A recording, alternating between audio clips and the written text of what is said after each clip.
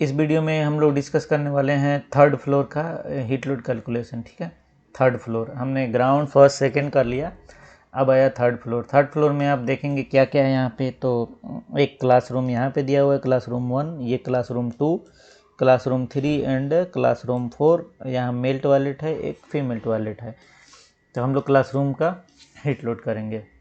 इसके लिए हम एक्सेल शीट में जाएंगे। हमने क्या किया था कि सेकंड फ्लोर का हीट लोड किया था। अब इसको कॉपी करते हैं, यहाँ से कॉपी करते हैं, यहाँ पे इसको पेस्ट करते हैं। यहाँ पे आपको कुछ एडिट करना पड़ेगा। ये थर्ड फ्लोर है, थर्ड फ्लोर क्लासरूम 1 है।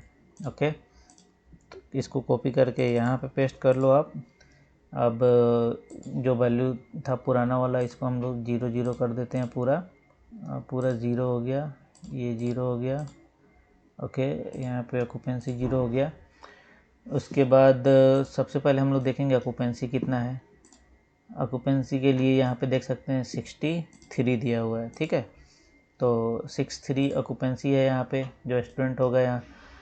इसके बाद इसका एरिया निकाल लेते हैं हम लोग। एरिया कमांड अप्लाई करके इस पॉइंट सेकंड लो, इसको सेलेक्ट करो, यहाँ पे सेलेक्ट करो। उसके बाद ये कॉलम से होते हुए फिर हम लोग इस कॉर्नर पे आ गए, एंटर दबाएंगे। 534.5 है तो 535 स्क्वायर फीट इसको कंसीडर कर लो, 535 स्क्वायर फीट।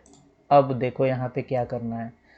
अब ये क्योंकि ये थर्ड फ्लोर है, इसके नीचे का फ्लोर जो एयर कंडीशनिंग है तो हम लोग फ्लोर कंसीडर नहीं करेंगे। लेकिन इसके ऊपर रूफ है, रूफ डायरेक्टली एक्सपोज टू सन है। तो यहाँ पे आपको दो वैल्यू दिखेगा, एक है रूफ इंसुलेटेड, एक है रूफ सन। ठीक है, तो हमारे केस में जो रूफ है वो इंसुलेटेड है। जो क्लाइंट है, ठीक है, वो इंसुलेशन करवाएगा रूफ पे।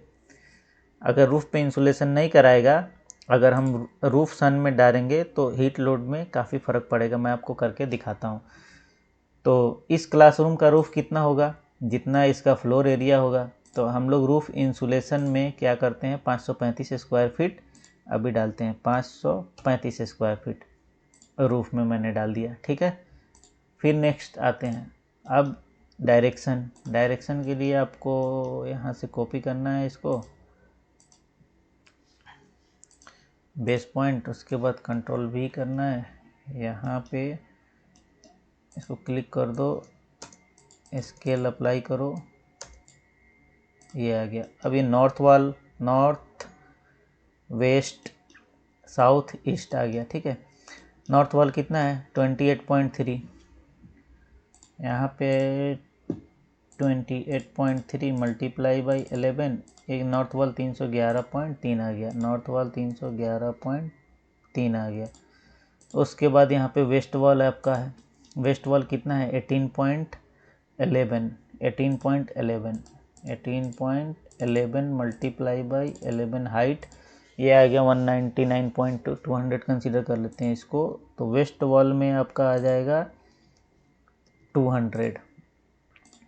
ठीक है, उसके बाद पार्टीशन आप चेक करो, तो यहाँ से टॉयलेट है, लिफ्ट है, ये कॉरिडोर है, तो पूरा आपका ये जो एरिया है वो सब आपको कंसीडर करने पड़ेगा पार्टीशन वॉल में। यहाँ से लेके इस वॉल से लेके इस वॉल तक 28.3 है, तो 28.3 multiply by 11 equal to 311.3 partition wall में आ जाएगा।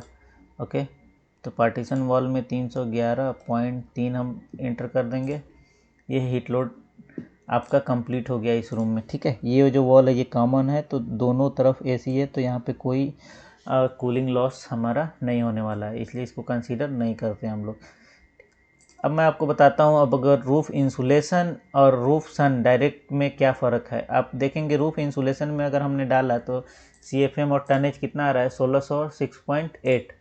अगर यही मैं वैल्यू इसको 0 करके यहाँ पे अगर 535 अगर डालता हूँ, यहाँ पे आप चेक करना, पहले 1600 था, 6.8 था, अभी 2100 7.8 हो गया।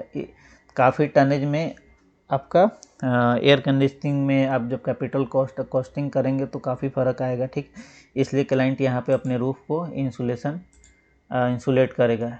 ठीक है, तो 535 स्क्वायर फीट आ जाएगा यहाँ पे। नेक्स्ट है हम लोग क्लासरूम 2 का हीट लोड करते हैं, यहाँ पे पेस्ट करते हैं 3rd फ्लोर क्लासरूम 2। ओके, इसको कॉपी करो, यहाँ पेस्ट करो, ठीक है। इन वैल्यू को हम लोग डिलीट करते हैं। ओके, ऑक्यूपेंसी को भी डिलीट करते हैं। क्लासरूम 2 का ऑक्यूपेंसी कितना है 68, तो यहाँ पे इंटर करेंगे